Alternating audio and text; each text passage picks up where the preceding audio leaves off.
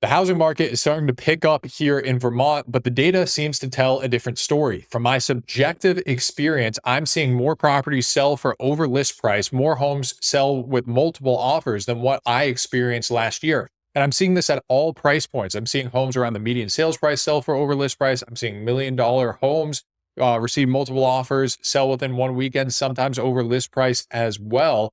And I just spoke with an agent who submitted an offer up in Georgia, Vermont, and that home had 14 offers on it. So it's not unheard of for a property to receive 5, 10, even 14 offers in this market. But at the same time, when we look deeper into some of the metrics, they seem to tell a different story. New listings are down, pending sales are down, and month supply of inventory is rising. All three of these metrics seem to tell that the housing market is slower than what we saw last year, and certainly what we saw in 2021 and 2022. The only metrics that I really see in the data that indicate that the housing market is hot are days on market and active inventory.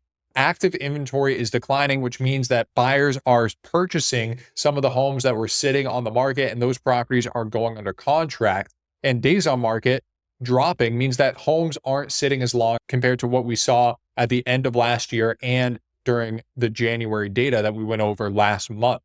Chittenden County is also a little bit hotter than the rest of the state. We are seeing new listings rise. We're seeing pending sales rise. Days on market is much shorter than what we see throughout the rest of the state. But that being said, the homes that are going under contract, more of them are going under contract for list price or below, especially when we take a look at what happened over the past 3 years. Many more homes this year are selling for under list price. So although the market's hotter and more homes are going under contract, more homes are hitting the market, fewer of those homes are selling for over list price. Again, based on my subjective experience, it's not unheard of. Home listings still are selling for over list price. But the point of this introduction is that we have conflicting data.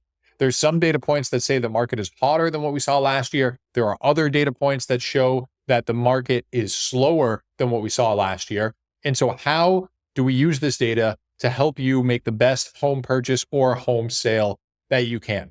Now, on the buy side, I think it's relatively easy. If a home has been on the market for longer than 2 weeks, then sellers are more often willing to negotiate on price. Not always. Some sellers are firm on their price and they're not going to come down. But more often than not, if a home's been on the market for a while and they don't have any offers, those sellers will be willing to negotiate. On the sales side, it's a bit of a guessing game. And that's just the truth of it. I see homes that I think are listed at a great price that end up sitting on the market for weeks or even months, even though they're priced, in my opinion, more attractive than the homes around them, more attractive than some of the new listings that are hitting the market. For whatever reason, they end up sitting. So if your home doesn't sell within that first weekend, if you don't get multiple offers, it has nothing to do with your home, might not have anything to do with the price that you're at. It's just the way that the market is. That being said, if your home sits on the market for, a month or so, maybe even a few weeks, it's probably time to cut your price and get some more activity in there and get that home sold. So before we dive into the data, my name is Liam O'Reilly. I'm a realtor here in Vermont with Jerry Riley Real Estate. If you have any real estate needs, all my contact information is in the description. Reach out to me directly and I would be happy to help you. Okay, let's jump over into the data here so you folks can see exactly what I'm talking about. Okay, so this is the MLS data from February 2025, which is the most recent data that we have. We see that the median sales price is holding steady. Yes, it's down from last month, but these monthly fluctuations are typical, as you can see in this graph. No real significant drop in the median sales price across the state. What I was talking about with metrics that show the housing market is slowing, when we take a look at new pending sales, these are single-family home sales across the state of Vermont. We see that there were fewer homes sold in February compared to January, and also fewer homes that went under contract compared to last year, right? These are the amount of buyers that are out there in the market, in my opinion. I mean, this does have a relationship with how many homes are on the market, right? The fewer homes on the market, the fewer homes can go under contract. But that being said, buyers are the ones who are submitting offers on these properties and putting those homes under contract. So in my opinion, this is a good metric to show the demand out there. And we see that fewer homes are going under contract. Now, at the same time, there are less homes hitting the market.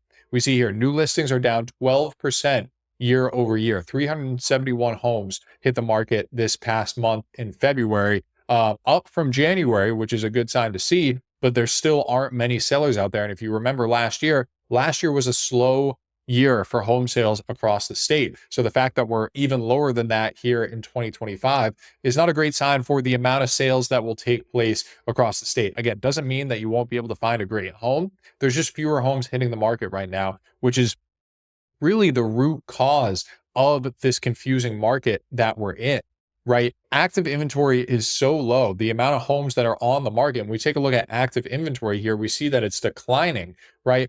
In my opinion, this shows a hotter market because yes, pending sales are down. Yes, new listings are down, but a lot of the inventory that's on the market is going under contract and not coming back onto the market, which is why we're seeing this decline from January to February, right? New listings are down, but buyers are still putting properties under contract, which is why there are more homes coming out of the market. In my opinion, that's a sign that shows that the market is hot. When we take a look at median days on market, we see 13 days. This was 40 days in January, and it dropped down to 13. Yes, it's up 1 day from last year, but that's not really anything to write home about, not anything we can rely on as a metric that shows that the market is slower than last year. Just because homes are taking one more day to go under contract doesn't really make a huge difference. But this drop from 40 days down to 13 days, again, even though pending sales are down, which seems to show that there's fewer buyers out there, the homes are still selling quickly. 13 days on the market is very low. When we take a look at what happened pre-pandemic,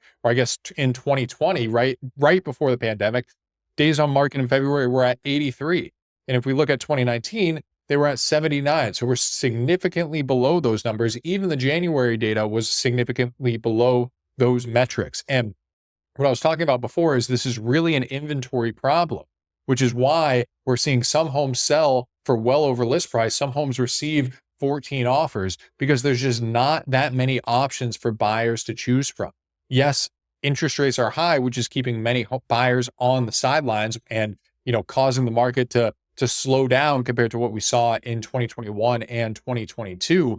But at the same time, because inventory is so tight, we are still seeing homes receive multiple offers. If this was a normal market, we would see the hot homes sell within probably 1 to 2 weeks on the market. And most properties, it would take 3 to 4 months before they ended up finding a buyer, right? This is not a normal market still because of how limited supply is around here in Vermont. Now, when we take a look at the Chittenden County data, we'll see, yes, the median sales price is higher. Again, yes, it dropped from this all-time peak in June of last year. But in my opinion, this is just typical seasonal variation in the median sales price. We might not reach that 540 peak of median sales price that we saw last June, but we are not seeing the bottom fall out of the median sales price based on my subjective data and what we're seeing in these numbers. Yes, it's declining, but I do expect it to pick back up as we roll into the spring market here. When we take a look at pending sales, which are actually up here in Chittenden County, which is a great sign. Again, more homes going under contract, more buyers out there putting those properties under contract, a little bit hotter than the rest of the state. And when we take a look at new listings, they're up as well, up 1% from last month and up 20% from last year. About 20 more homes hit the market this year compared to the February of 2024, which is a great sign, right? There's more inventory hitting the market and buyers are putting those homes under contract. So still a very fast-paced market. We see median days on market are below the state average. Again, another indication that it's a hot market out here in the Burlington area, hotter than the rest of the state. But however, when we take a look at the median list price received and the homes that sold over list price, we see that more of these properties are selling for under list price. 99.2% is the average list price, or is the average offer received compared to the price the home is listed at. So more homes are selling for under list price. We can see this is the lowest metric we've seen since the start of the pandemic. And when we see percent closed above list price, again, the lowest metric we've seen since the start of the pandemic at 27% of properties selling for over list price. So this is what I was talking about on the sales side when I said that it's a bit of a guessing game, right? About 25% of properties, a quarter of all homes listed end up selling for over list price, or at least that was the stat back in February. We'll see what the March statistics bring when they're out in just a few days here. But about a quarter of the homes are selling for over list price. So it's not every property. If you're not part of that 25% as a seller out there, again, it's no need to panic. It's just the way that the market is. Now, that being said, at the same time, you don't want to underprice your home if you're a seller out there, because it might not get bid up to the level that you could have got, right? If you have a home that's worth, let's say, 630,000 and you decide to list the home for 600,000, you might not receive the strong offers that you're hoping for to get that home all the way up to 630. Now, at the same time, if you were to list at 650 and your home sits on the market for a while, then you drop your price to 630, you might end up getting offers well below that 630 number. So pricing your home accurately, I think, is more important than ever. It's even more important than during the pandemic, because in 2021, 2022, you could have, if your home was worth 630, let's say, you could have listed for 575 and there was a reasonable chance, a very high likelihood that your home will get bid up to that 630 number. Nowadays, it's not as certain. And of course, if you're a buyer out there, again, the most important thing is to look at the days on market. That's where you will find the best deals if that's what you're looking for. That being said, if you're interested in a property that just hit the market, you should expect to pay list price or above. Most sellers aren't willing to consider offers that are under list price, at least not consider them seriously, until they've been on the market for, I would say, at least 2 weeks. So anyway, I hope you folks enjoyed this video. I hope you enjoyed this market update. I hope it helps you with your home purchase or sale. Of course, if you would like my assistance in either your home purchase or sale, all my contact information is in the description. Leave a comment. Let me know what you think. Thank you for watching. I'll see you in the next video.